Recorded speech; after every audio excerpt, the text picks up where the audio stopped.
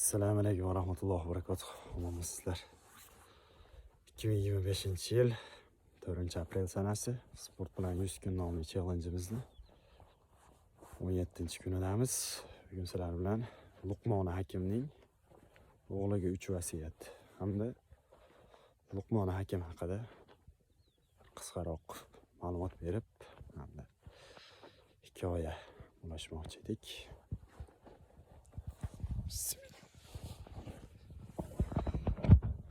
Luqmon Hakim Davud alayhissalom davrida yashagan qora tanli bir qul bo'lganlar. Rivoyat qilishlaricha 1500 yil umr ko'rgan deyiladi. Kunlardan birida Luqmonga hojasi bug'doy ekdi. Bu esa arpa ekadi. Hojasi kelib, nimaga senga bug'doy ek desam, arpa ekding deydi. Zo'm qiladi ya'ni. Luqmon o'zini go'llikka solib, nimaga arpa eksa bug'doy unmadimi deydi. Desa, sen qachon ko'rdingki arpa ekib bug'doy olgan deb turib urushib ketadi hojasi. Shunda Luqmon aytadiki, sen ham unda yomonlik kutib turib, yaxshilik kutmagin dedi. Ya'ni yomonlik osmonga qolib ketmaydi dedi. Bir kun aylanib kelib turib, boshingga tushadi dedi. Mavzuga qaytsak, Luqmon Hakim o'g'liga 3 vasiyat qiladi o'limidan oldin. Birinchisi, ayolingga sir aytma deydi. Ya'ni ayoling sir saqlamaydigan bo'lsa, ishonchsizroq bo'lsa sir aytma deydi. Ikkinchisi, yangi boyigan nokas boydan qarz olma deydi. Uchinchisi, mirshab bilan do'st tutinma deydi. Otasi olamdan o'tadi. Luqmon Hakimning o'g'li buni otasini vasiyatini amalga oshirib ko'raychi, bir amaliyotda qo'llaychi degan maqsadda bozorga boradi. Bozorga borib bir qo'y sotib oladi.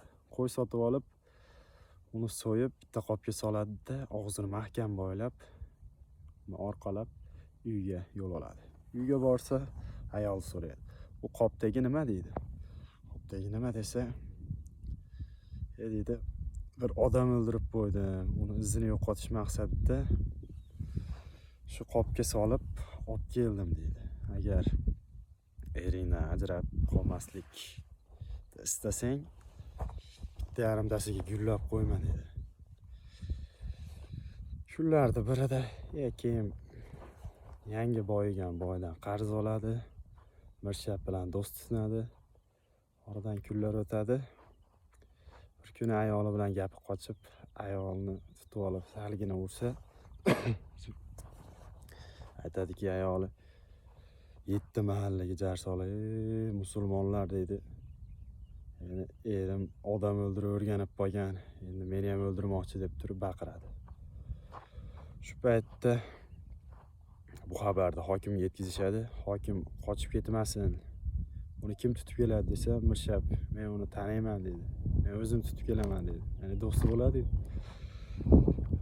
Uni uyiga kelsa, do'sti turgan bo'ladi. Do'stini qo'llarini bog'lagan holda, ya'ni hokimning huzuriga olib ketaman desa, do'st aytadiki, "Ey do'stim" dedi. "Meni qo'yib yubor" dedi. "Qochib ketay desa, iltimos qilsa ham yo'q" dedi. Mirshab uni majburlab olib ketayotgan bir paytda bu voqeadan yangi boy xabar topadi. O'pkasini qo'ltiqlab yugurib keladi, deydi, "Pulimni qaytar" deydi. "Sen o'lib ketsang, pulimni menga kim to'laydi" deydi. Desa, birodan pul olib, yangi boyga pulni beradi, qarzini to'lab, hokimning huzuriga olib borishadi mirshab uni. Borgandan so'ng hokim haligi holatni ko'radi, ya'ni Luqmonning o'g'lidagi inson qanday bu ishni qilding deydi. Menga tushuntirib ber deydi. Ruxsat bering deydi.